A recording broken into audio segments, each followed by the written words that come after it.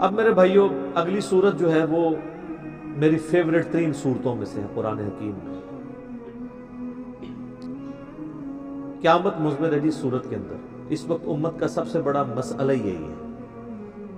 تو جامع ترمذی میں حدیث ہے کہ ہر امت کا کوئی نہ کوئی فتنہ ہے، اور میری امت کا فتنہ مال ہے. اور بخاری اور مسلم دونوں میں حدیث ہے، نبی اسلام نے اپنی وفات سے 1 مہینہ پہلے شہدائے احد کے قبرستان میں جا کے ان کی قبروں کے اوپر جنازہ دوبارہ پڑھا. 8 سال کے بعد 3 ہجری میں غزوہ احد ہوا اور 11 ہجری میں نبی اسلام کی وفات ہوئی. تو آپ نے اپنی وفات سے 1 مہینہ پہلے وہاں پہ خطبہ دیا. میں نے کربلا والے ریسرچ پیپر میں خطبہ ڈالا بھی ہوا. آپ علیہ السلام نے قبرستان میں خطبہ دیا عبرت کے لیے کہ مرنے کے بعد سب نے ادھر ہی آنا، کیونکہ آپ بھی دنیا سے جا رہے تھے، آپ کو اللہ نے بتا دیا. اور حدیث کے الفاظ ہیں، عقبہ بن عامر کہتے ہیں کہ میں نے آخری دفعہ رسول اللہ کو منبر پہ اسی دن دیکھا تھا، اس کے بعد میں نے حضور کو منبر پہ چڑھے ہوئے نہیں دیکھا. آپ فرمایا لوگوں، اللہ تعالیٰ نے مجھے اپنا حوض کوثر یہیں پہ دکھا دیا ہے. اس وقت میرا منبر میرے حوض کوثر پہ لگا ہے. میں تمہارا پیش رو ہوں، یعنی میں آگے جانے والا ہوں، تم میرے بعد میرے پیچھے آؤ گے. ظاہر ہے نبی اسلام نے ایک دعوت کھڑی کی تھی، اتنی محنت سے اپنی ایک ٹیم تیار کی تھی. اب دنیا تو ظاہر ہر بندے نے چھوڑ کے جانا ہے، تو آپ کو یہ ٹینشن بھی تھی کہ میں جو پیچھے لوگ چھوڑ کے جا رہا ہوں ان کو آخری درجے تک وصیت کر جاؤں کہ میرے بعد تمہیں خطرہ کن کن چیزوں سے. آپ نے فرمایا مجھے اپنے بعد تم سے یہ ڈر نہیں کہ تم دوبارہ سے بت پرستی میں مبتلا ہو جاؤ، شرک کرنے لگ پڑو. یہ تو مجھے کانفیڈنس ہے کہ تم، یعنی اپنے صحابہ کے بارے میں آپ کو یہ گارنٹی تھی، تربیت یافتہ جو لوگ تھے، کہ یہ شرک میں مبتلا نہیں ہوں گے. البتہ مجھے یہ ڈر ہے کہ تم میرے بعد دنیا کے مال میں پھنس جاؤ گے اور دنیا کے خزانے تمہارے لیے کھول دیے جائیں گے. نبی اسلام نے تو اپنی وفات تک فقر ہی دیکھا تھا. بخاری اور مسلم دونوں میں حدیث ہے، اما عائشہ کہتی ہیں کہ نبی اسلام کی وفات تک ہماری یہ حالت تھی، بعض اوقات 1 مہینہ، بعض اوقات 2، بعض اوقات 3 مہینے تک ہمارے گھر میں چولہا نہیں جلتا تھا، کوئی پکانے کے لیے چیز نہیں ہوتی تھی. 2 کالی چیزوں پہ گزارا ہوتا تھا، ایک کھجور اور دوسرا پانی. اور کھجوریں بھی کوئی ٹنو ٹن نہیں، 2 کھجوریں اور ایک میٹھا پانی کا پیالہ صبح کے وقت، اور 2 کھجوریں اور ایک پانی کا پیالہ میٹھا شام کے وقت، کیونکہ میٹھا پانی وہاں پہ ایشو تھا ریگستان میں. اب ظاہر نبی اسلام کو ٹینشن تو تھی کہ میرے بعد جب دنیا کے خزانے کھول دیے جائیں گے تو آپ نے فرمایا کہ مجھے خطرہ ہے کہ تم دنیا کے مال میں پھنس جاؤ گے، دنیا کی محبت میں ایک دوسرے کو قتل کرو گے، حتیٰ کہ تم بھی تباہ و برباد کر دیے جاؤ گے جس طرح تم سے اگلی امتیں برباد کر دی گئی. اور وہی ہوا ہے. 30 سال ہی سکون سے گزرے ہیں، وہ بھی بمشکل. اور اس کے بعد کیا ہوا ہے امت کے ساتھ؟ پھر اسلام کا عروج تو نیچے ہی آیا ہے، مسلمانوں کا عروج اوپر گیا ہے. ظاہر ایک سپر پاور تھی، اس کا ایکسپلوژن تھا جب بھی. تو آپ علیہ السلام کو بتا دیا گیا کہ فتنہ مال ہے.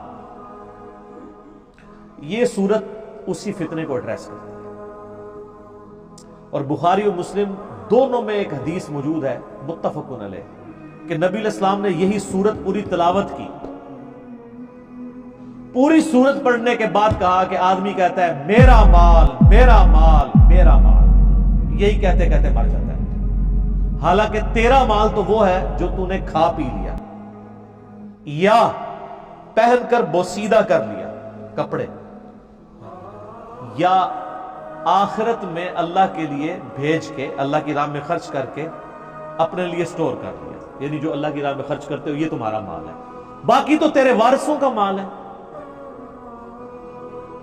بخاری اور مسلم دونوں میں حدیث ہے، نبی علیہ السلام نے فرمایا انسان کے 3 دوست ہیں، ایک ہی ساتھ جاتا ہے، 2 باہر ہی رہ جاتے ہیں.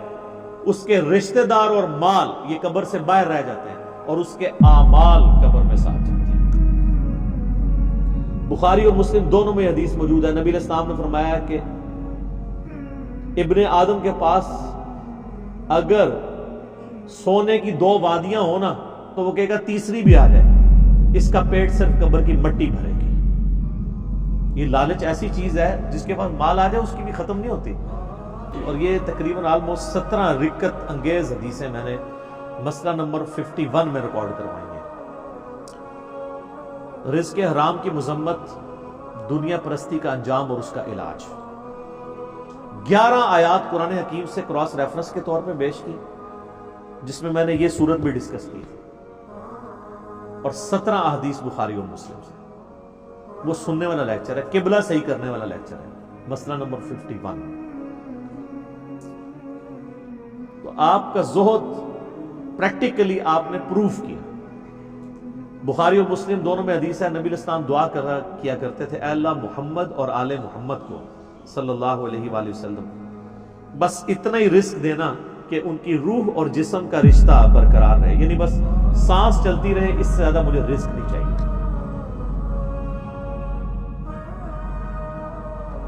سب جن لوگوں نے یہ حدیثیں نبی علیہ السلام سے سنی ہوئی تھی انہوں نے دنیا کو 3 طلاقیں دینی تھی. انہوں نے ابو ذر غفاری پھر بننا ہی تھا.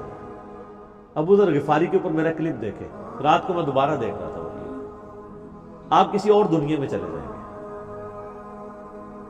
یوٹیوب پہ جا کے لکھیں سیدنا ابو ذر غفاری، tragic life story of a true Muslim, کہ انہوں نے کتنی کمٹمنٹ کے ساتھ زہد کی زندگی گزاری ہے. ایون صحابہ سے بھی وہ لڑتے تھے اس معاملے میں کہ نبی الاسلام کی یہ زندگی نہیں تھی جو تم گزار رہے. اور وہ جو کچھ فورسی کر رہے تھے حضرت عثمان کے دور میں، پھر آپ نے دیکھ لیا کہ پھر اس کا انجام کیا ہے. الہاکم التکاثر،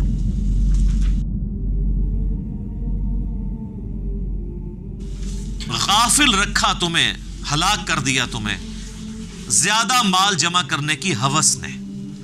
حتی زرتم المقابر، یہاں تک کہ تم نے قبروں کا منہ دیکھا، یعنی مرتے دم تک مال مال مال مال.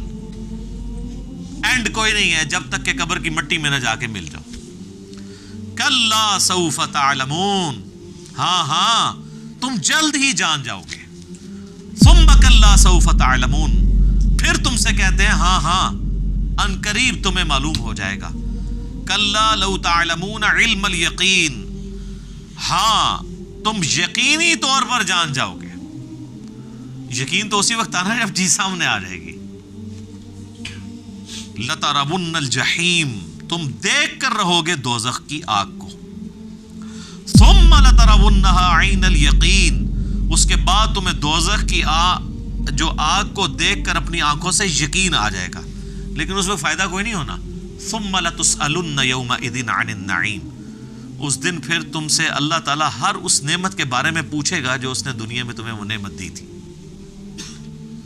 آنکھ، کان، عقل، یہ ساری چیزیں دی تھی، ان کو یوٹیلائز کر کے اللہ کی اطاعت کیوں نہیں اختیار کی؟ لوگوں، تم کو زیادہ سے زیادہ مال سمیٹنے کی خواہش نے غفلت میں ڈالے رکھا، یہاں تک کہ تم نے قبریں جا دیکھی. دیکھو تمہیں عنقریب معلوم ہو جائے گا. پھر دیکھو تمہیں عنقریب معلوم ہو جائے گا. دیکھو اگر تم جانتے یعنی یقینی علم رکھتے تو غفلت میں نہ پڑتے.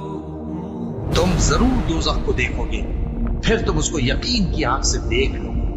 پھر اس روز تم سے شکر نعمت کے بارے میں ضرور پرسش ہوگی.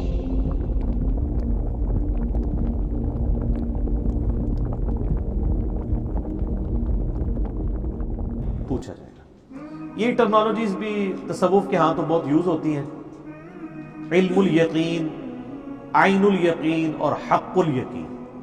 وہ کہتے ہیں علم الیقین کی تو ہم زندگی گزار رہے ہیں، یعنی ہمیں وحی کے ذریعے یہ علم حاصل ہو گیا ہے کہ مرنے کے بعد اللہ کے حضور پیش ہونا ہے. لیکن عین الیقین اس وقت ہوگا کہ جب انسان مرے گا اور مرنے کے بعد ساری چیزیں اس کے سامنے آشکار ہونا شروع ہو جائیں گی. نزا کے عالم میں فرشتے نظر آنا شروع ہو جائیں گے. قرآن حکیم کی کئی آیات اس پہ گواہ ہیں. مسئلہ 117A اور 117B عذاب قبر کے اوپر میں نے ریکارڈ کرایا، اس میں آپ دیکھ سکتے ہیں.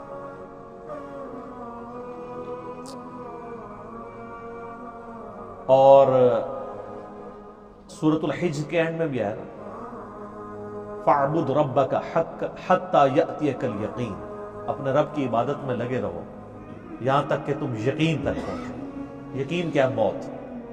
اور جامع ترمذی میں حدیث ہے کہ موت کے غرغرے سے پہلے توبہ قبول ہے. نزا کے عالم میں تو توبہ بھی قبول کوئی نہیں. اور ایک تیسری چیز ہے وہ ہے حق الیقین. حق الیقین اللہ نہ کرے کہ اس تک نوبت آئے. حق الیقین یہ کہ جب کسی کو آگ میں پھینک دیا جائے گا نا، پھر اسے حق الیقین ہو جائے گا جب اس کا جسم جلے گا. دنیا میں بھی آپ دیکھ لیں، اگر ہم کہیں کہ جی وہ فلاں جگہ پہ دھواں اٹھ رہا ہے، آگ لگی ہوئی ہے، تو یہ کیا ہوگا؟ علم الیقین، کیونکہ آثار بتا رہے ہیں کہ آگ لگی ہے۔ پھر آپ قریب چلے جائیں اور آگ نظر آ جائے تو اسے کہا جائے گا عین الیقین، آنکھ سے دیکھ لیا۔ اور اگر زیادہ تسلی کرنی ہے تو بیچ میں ہاتھ ڈال دیں، تو جب ہاتھ جلے گا نا تو حق الیقین ہو جائے گا۔ تو یہ اللہ تعالیٰ ہمارا ہے کہ تم عنقریب تم اپنی آنکھوں سے بھی دیکھ لو گے اور اس یقین کے عالم تک بھی پہنچو گے۔ آج جو تم ہمارے پیغمبر کی دعوت کو جھٹلا رہے ہو، تو ایک وقت آنے والا ہے کہ ساری چیزیں کھل کے تمہارے سامنے آ جائیں۔ اللہم من احییتہ منا فاحیہ علی الاسلام ومن توفیتہ منا فتوفہ علی الایمان۔ اللہم ثبتنا علی الایمان، اللہم ثبتنا علی القرآن، اللہم ثبتنا علی الاسلام، اللہم اجرنا من النار، اللہم اجرنا من النار، اللہم اجرنا من النار، آمین۔